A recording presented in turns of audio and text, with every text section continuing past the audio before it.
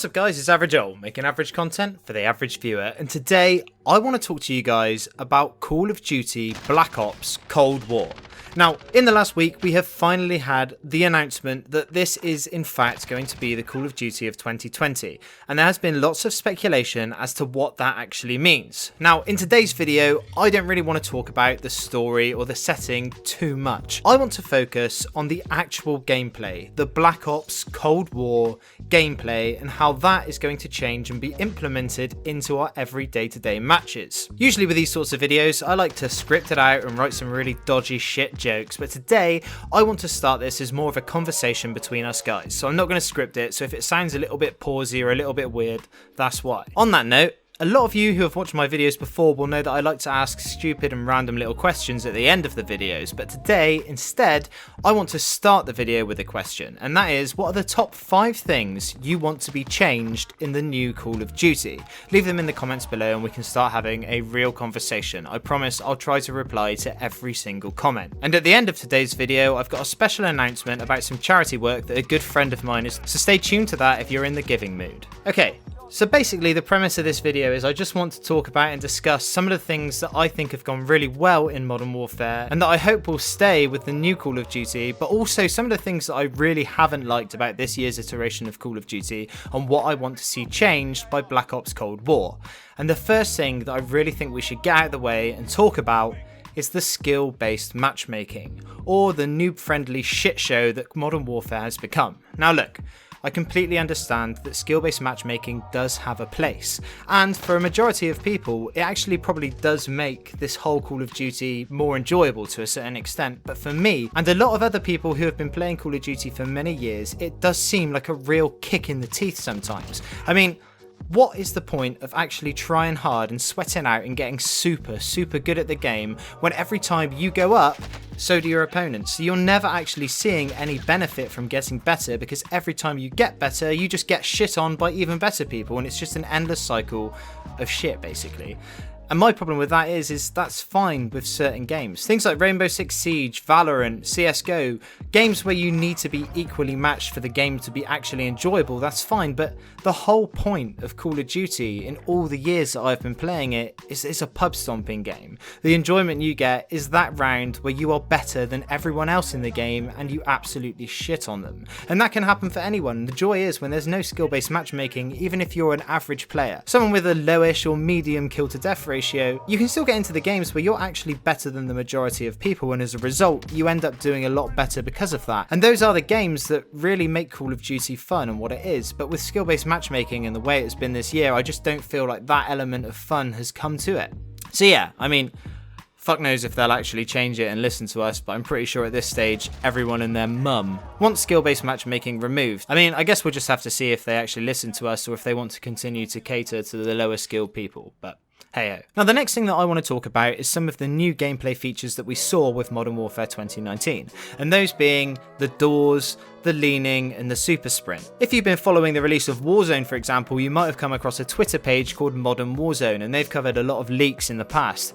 And a few months ago, they did mention some leaks saying that things like the doors and the leaning and stuff like that weren't actually going to be in the new Call of Duty, which, in my personal opinion, I think is actually a really good idea. The problem I had with the doors, for example, is that it really promoted camping, as there is no way you can actually silently open a door. Even if you're doing the whole ADS peeking the door, it still makes noise and it does limit your ability somewhat to jump round a corner and surprise someone. When that door's there, if you want to take it quickly, you have to risk letting the whole lobby know where you are across the whole fucking map. And I mean, it's just not fun for me. And the same goes for mounting, although I think in Warzone particularly, mounting does have a place, and I think taking mounting out of Warzone might be a bit of a shame, but in general multiplayer, seeing some guy mounted up on a head glitch with an LMG staring down a line of sight is just goddamn annoying and obnoxious. And again, I don't think that it really has that much of a place in Call of Duty when the whole focus, I believe, should be running around, running and gunning, not just holding angles like you would do in a more tactical shooter.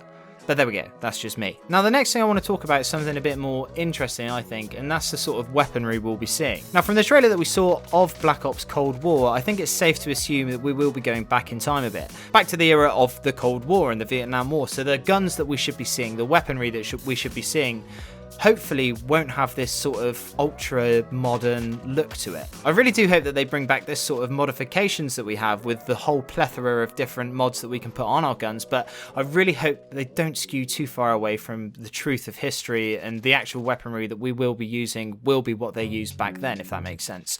I think that it's quite cool to stay true to a time period with these sorts of games. I'm not talking like going crazy about it like a lot of Battlefield fans did when they found out that there was a woman soldier in World War II with one hand. I mean, you know, people, you do you, but I just hope that in this new Call of Duty we will be seeing some cool weapons that are very true to their era. I don't know about you guys, but that's what I'm looking for. And now the last thing that I do want to touch on is Warzone and where Warzone will be heading. As you guys know, I'm a massive fan of Warzone and I've really enjoyed it throughout its whole lifespan. In fact, I'd probably go as far to say it's the first battle royale that I've really sunk my teeth into and enjoyed over a long period of time. Obviously I've played Apex, PUBG, Fortnite, and those games were great, but this is the game that has really pulled me into the battle royale genre and more sort of high stakes, tense gaming in general. Now, it has been said that we will be seeing Warzone continue to flow into Black Ops Cold War, and I think that this poses in itself quite a few interesting questions. So when this new game drops, will we lose all of our progress and everything that we have unlocked in Modern Warfare? Because to be honest, that should be the case. I can't see that we're going to be running around with some bloody 1970s M16 and then you get shot down by people using a Grau 5.56. I just don't think that that's going to actually realistically play well into each other.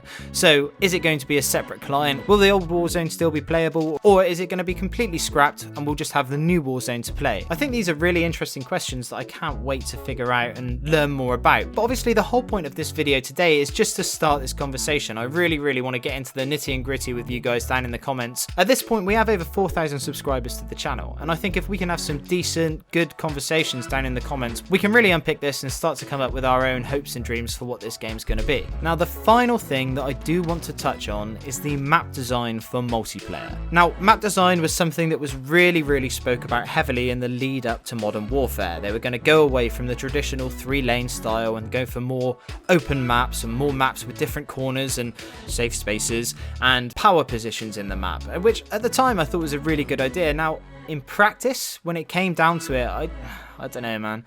I just thought that a lot of these maps were very campy. There wasn't really much direction. There were no sort of defined rush routes, and as a result, it often felt quite slow and quite clunky in sort of game flow.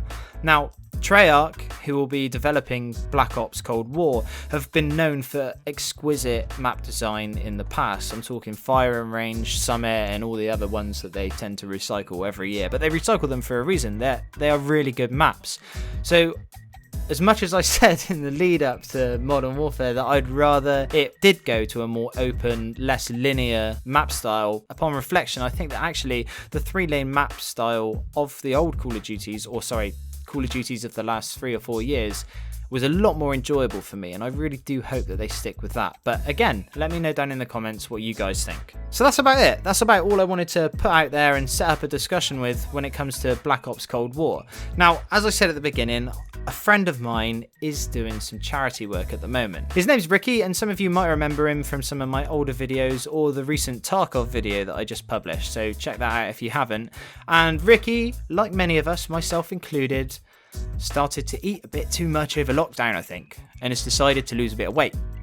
Now, rather than the approach I have taken, which is sort of say, well, fuck it, I'm fat, I'm just going to eat more Ben & Jerry's, Ricky has decided to do something very good with his weight loss plan. And that is, he's doing a sponsored cycle for a dementia charity. Now, I won't go into the nitty and gritty about what the charity actually does, and I'll leave a link for anyone who is interested down in the description. But the upshot of it is, he's working with a charity that helps people with dementia and makes those last final years in their life as comfortable as they can be. In the UK, over the past few years, I think care homes have sort of fell by the wayside in terms of government policy, and I don't want to get political about it, but that is just the cold hard facts. So basically, Ricky will be cycling a mile for every pound that has been donated, and his target is £300, and he's getting quite close to that, but I just thought I'd give him that little extra boost. So if any of you are able to donate, that would be brilliant. Like I said, all the information, all the relevant information will be down in the link in the description. If you can donate, then that would be absolutely fantastic, and if you can't or you don't want to, it's fine. We understand if you hate people with dementia. No, I'm just kidding. Honestly, it's your own choice. But every penny does help, and it would really go a long way. Plus, if we can get like 500 quid donated, we can like maybe set up some sort of live stream where we watch him cycle 500 miles, and I mean, God, it would just be funny as fuck. Anyway, that's about it from today's video. I'm Average Joel.